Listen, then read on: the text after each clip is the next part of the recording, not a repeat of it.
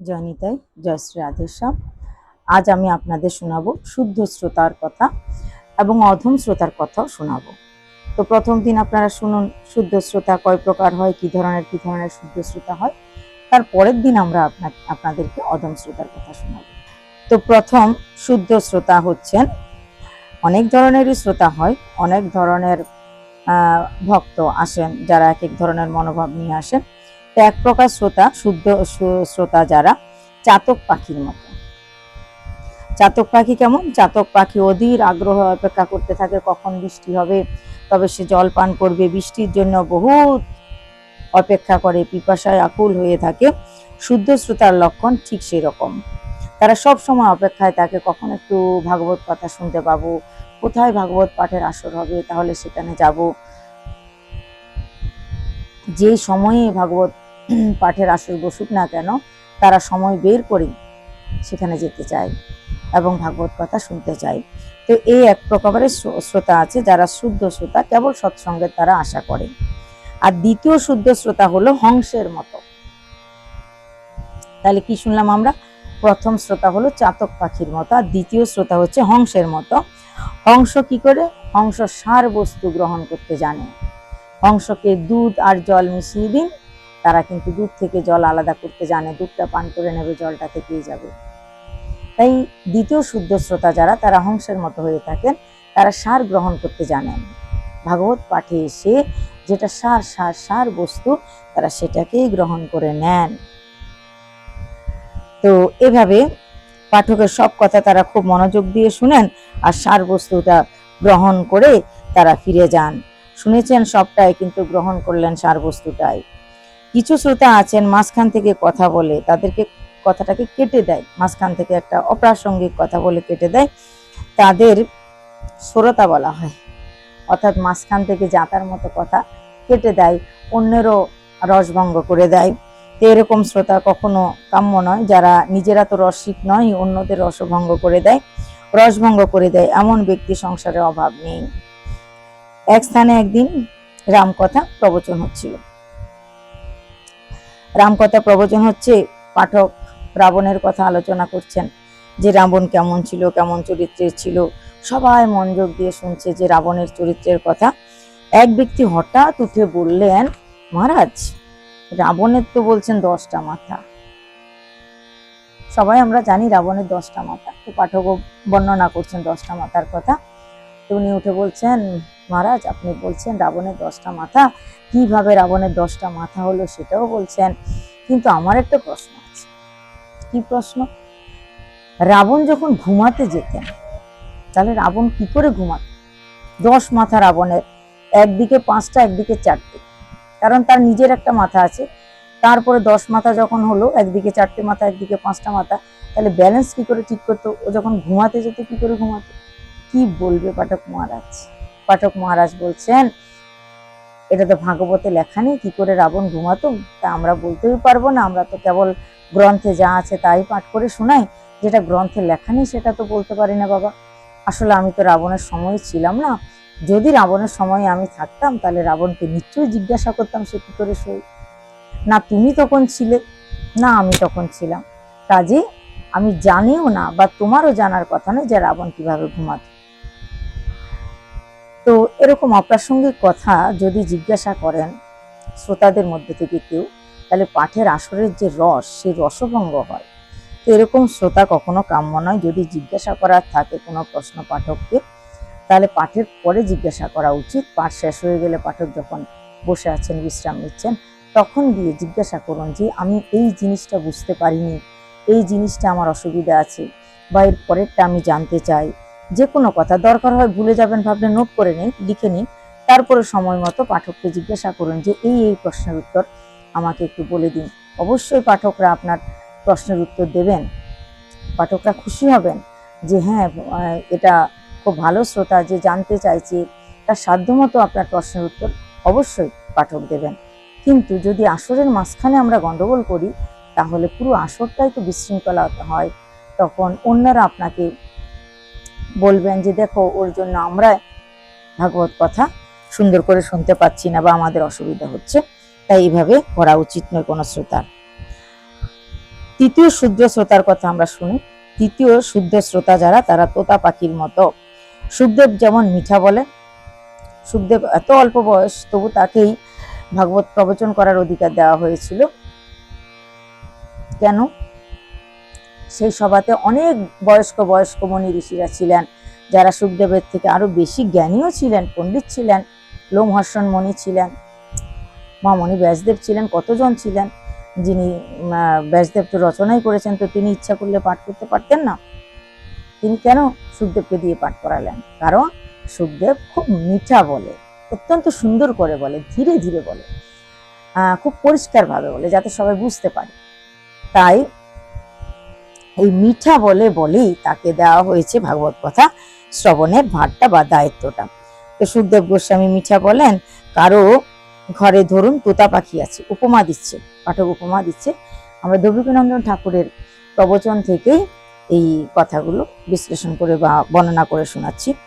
তো কারো ঘরে ধরুন তোতা পাখি পুষছে, কেউ তোতা পাখি পুষছে, তো মালিক এবং মালিকের পরিবারের যে সবাই আছে, তারা তোতা পাখি তো বিভিন্ন কথা বারবার বারবার শ্রবণ করিয়ে করে সেটা মুখস্থ করান, যেন পাখি যদি কথাগুলো বলে সবাই শুনে খুব খুশি হবে। তো পাখি ভালো ভালো কথা শিখান, তারা ভালো ভালো কথা শিক্ষা দেন, যেন পাখি কোনো কথাটা বললে সবাই শুনে খুব খুশি হবে। তো মিঠু হয়তো নাম রাখলো, মিঠু রাম রাখে তারা হয়তো বলতে থাকলো, মিঠু বলো রাম রাম, মিঠু বলো রাধে রাধে। হয়তো বা কেউ বলেন, মিঠু বলো রাধে কৃষ্ণ রাধে কৃষ্ণ। সেরকম আমরা যদি আমাদের ঘরে কোনো মিঠু থাকে, তাহলে আমরা কি বলবো? মিঠু বলো ভজনিতাই গো রাধেশ্যাম জপ হরে কৃষ্ণ হরে রাম। তো এরকম যার যেটা ভালো লাগে মিঠুকে শিখাতেই পারে। যেরকম ব্রজবাসীরা কি শিখায়? রাধে রাধে। যদি ব্রজবাসী হয় আর তার ঘরে যদি একটা তোতা পাখি থাকে, তার নাম মিঠু রাখা হয়, তাহলে ব্রজবাসীরা কি বলবে? মিঠু বলো রাধে রাধে জপ চলে আয়েঙ্গে বিহারি, आएंगे बिहारी चले आएंगे बिहारी, बोलो राधे राधे। राधे राधे जप चले आएंगे बिहारी, आएंगे बिहारी चले आएंगे बिहारी, राधा रानी चंदा चकोर है बिहारी, बोलो राधे राधे। राधे राधे जप चले आएंगे बिहारी, राधा रानी माखन तो मिश्री बिहारी, राधा रानी माखन तो मिश्री बिहारी, बोलो राधे राधे।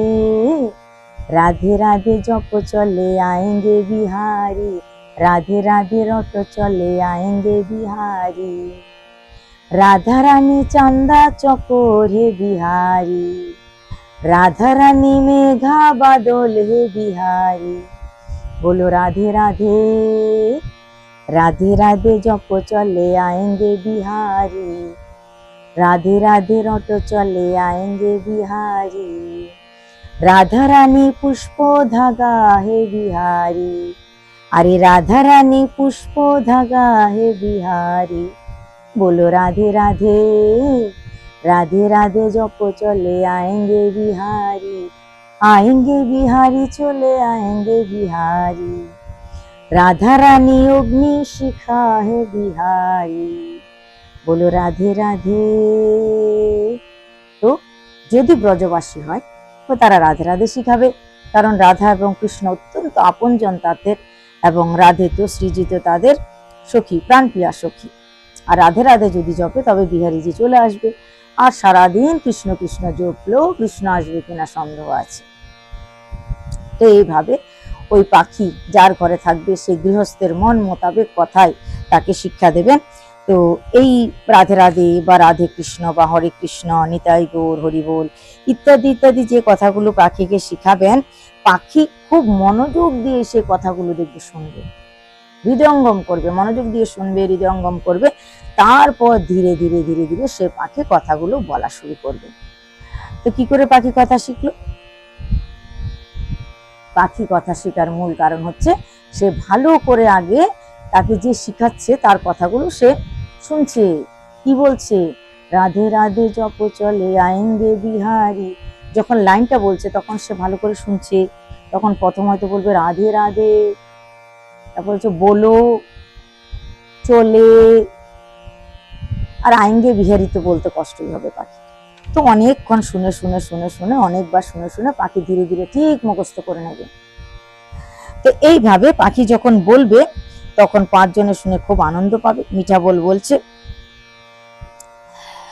তো এইভাবে আমরাও যদি, আমরা যারা শুদ্ধ ভক্ত বা শুদ্ধ ভক্ত হতে চাই, তারাও যদি পাঠের আসরে গিয়ে কথাটা মনোযোগ দিয়ে শ্রবণ করি, পাঠক কি বলছেন সেটা যদি ভালোভাবে শুনি, তবে আমরা কি করব, ভালোভাবে শুনেছি, মনে গেঁথে নিয়েছি, বাড়ি এসে তখন সেটা আবার বাড়ির লোকের কাছে বলবো যে জানিস তো আজকে পাঠে না এই কাহিনী শুনে এসেছি, আজকে পাঠে আমাদের পাঠক মহারাজ এই কথা বলেছে, এটা করতে নেই, এটা করতে নেই, এটা করতে নেই, নিয়ম সেবার মাসে তুলসী পরিক্রমা করতে হয়, নিয়ম সেবার মাসে দীপদান করতে হয়, নিয়ম সেবার মাসে ঘি, তিল, তেল, কর্পূর মিশ্রিত করে তবে তেলে ডুবিয়ে তবে আমরা তুলো দিয়ে প্রদীপ জ্বালাতে হয়, তুলসী তলায় প্রদীপ দিতে হয়, যে কোনো মন্দিরে গিয়ে দীপদান করতে হয়, এগুলো বলেছে। তা আমরা এগুলো ঘরে এসে যদি বলি তাহলে ঘরের লোকেরই মঙ্গল হবে। আবার শ্রোতা কিরকম হয়, শুদ্ধ শ্রোতা, যে সে কখন হয়তো বাইরে 5 জন 10 জন নিয়ে বসছে, কোনো গল্প করছে, সে গল্প করতে করতেই কিন্তু ওখানে চলে যাবে যে জানো তো আমি সেদিন পাঠে গেছিলাম, এই শুনে এসেছি, পাঠে বলছিল যে দীপদান করতে হয় কার্তিক মাসে, তা আমি দীপদান করছি, তোরাও পারলে কর।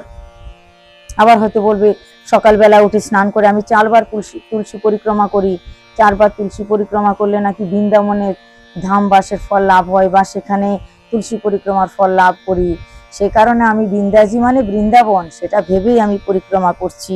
হ্যাঁ, তো এইভাবে 10-5 জনের সঙ্গে যখন আলোচনা করে, কিছু সখীরা মিলে গল্প করে, তখনও সেখানে তিনি বলে থাকেন। তো এইভাবে আমরা যারা বলি 10-5 জনকে শিখায়, তাদেরকে অবশ্যই বলা হয় শুদ্ধ শ্রোতা। তারা নিজে তো কর্ম ভালো করেন এবং অপরকেও কর্ম ভালো করার জন্য উদ্বুদ্ধ করেন। এহেন শ্রোতা অত্যন্ত ভালো ফল দেয়, তারা নিজে শিখে নিজে করে এবং অন্যদেরকেও শিখায়। যেমন সুখদেব গোস্বামী, তিনি নিজে প্রথম 3 বার ভাগবত পাঠ শ্রবণ করেছেন তার বাবার কাছ থেকে, তারপরে গিয়ে তিনি পরীক্ষিতের সভাতে ভাগবত কথা শ্রবণ করিয়েছিলেন। সেরকম শুদ্ধ শ্রোতারা অনেকবার আগে শুনে নেন, তারপরে গিয়ে অন্যদেরকেও শ্রবণ করান। চতুর্থ শ্রোতার কথা এবার বলি আমরা। তৃতীয় শ্রোতা কি শুনলাম, তোতা পাখির মতো রটে শুনে শুনে বলতে থাকে। আর চতুর্থ শ্রোতা এবার কেমন শুনুন। চতুর্থ এক ধরনের শুদ্ধ শ্রোতা আছেন যারা মাছের মতো, এর আগেরটা পাখির মতো ছিল, এটা কিসের মতো, চতুর্থ শ্রোতা মাছের মতো। কেমন মাছ, কি করে দেখি শুনি। মাছের চোখের পাতা নেই, সেটা আমরা সবাই জানি, মাছের চোখের পাতা নেই। এখানে কোন মাছের কথা বলছে, জাগতিক জগতে বা পৃথিবীর পুকুরের মাছের কথা বলছে না, ভক্ত এখানে উপমা দিচ্ছেন ক্ষীর সাগরের মাছেদের কথা। এখানের মাছের যেরকম পলক নেই, ক্ষীর সাগরের মাছের কি আর পলক আছে, তাদেরও পলক নেই। মাছ তো মাছই হয়, সবাইকে ব্রহ্মা একই নিয়মে সৃষ্টি করেছেন। এখানে কি বলছে শুনুন, ক্ষীর সাগরের মাছেরা অপলক দৃষ্টিতে অনিমেষ আঁখিতে কেবল মাত্র ভগবানকে নিরীক্ষণ করেন, ভগবানের চরণকে নিরীক্ষণ করেন, অন্য কোনো দিকে তাদের আঁখি এদিক ওদিক হয় না। আঁখির তো পালকই নেই, এক দৃষ্টিতে তাকিয়ে থাকবে, না এদিক না ওদিক, এক দৃষ্টিতে কি গোবিন্দের চরণ, শ্রী গোবিন্দের চরণে তারা ভজন করেন। ঢেউ আসে, এক একবার ঢেউ আসে, ঢেউয়ের গতিতে মাছ কখনো দূরে চলে যায়, কখনো কাছে আসে, কখনো ডানে কখনো বাঁয়ে, কত দিকে মাছ ধাবিত হয়, কিন্তু শরীর তার যেখানে যাবে যাক, দৃষ্টি তার গোবিন্দ চরণ, দৃষ্টি এক জায়গায় থাকে গোবিন্দ চরণ। ঢেউয়ের গতিতে শরীর এদিক ওদিক যাচ্ছে, তেমনি এক ধরনের শ্রোতা যারা অনিমেষ নয়নে চোখের পলক না ফেলে কেবল মাত্র বক্তাকে অবলোকন করেন, বক্তা কি বলছে কিভাবে বলছে সবকিছু তারা শুনতে থাকেন। কেউ আশেপাশে দিয়ে আসছে, কেউ আশেপাশে দিয়ে যাচ্ছে, কেউ কথা বলছে, কেউ নানা ধরনের কিছু বলছে, সেদিকে কোনো মন নেই, সেদিকে তো মন নেই, হয়তো পিঁপড়া কাটছে, মশা কামড়াচ্ছে, সেই দিকেও তার মন থাকে না। হয়তো বসতে বসতে পা ব্যথা হয়ে গেছে, কোনো সুদ নেই পা ব্যথার, যখন উঠবে তখনই বুঝতে পারবে যে তার পা ব্যথা, তার আগে তার দেহেরই সুদ নেই। দেহের সুদ বুধ হারিয়ে যে কেবল একনিষ্ঠ মনে ভাগবত কথা শ্রবণ করে, বক্তার দিকে তার অপলক দৃষ্টি থাকে, সেই হচ্ছে শুদ্ধ শ্রোতা। তিনি হচ্ছেন শুদ্ধ শ্রোতা।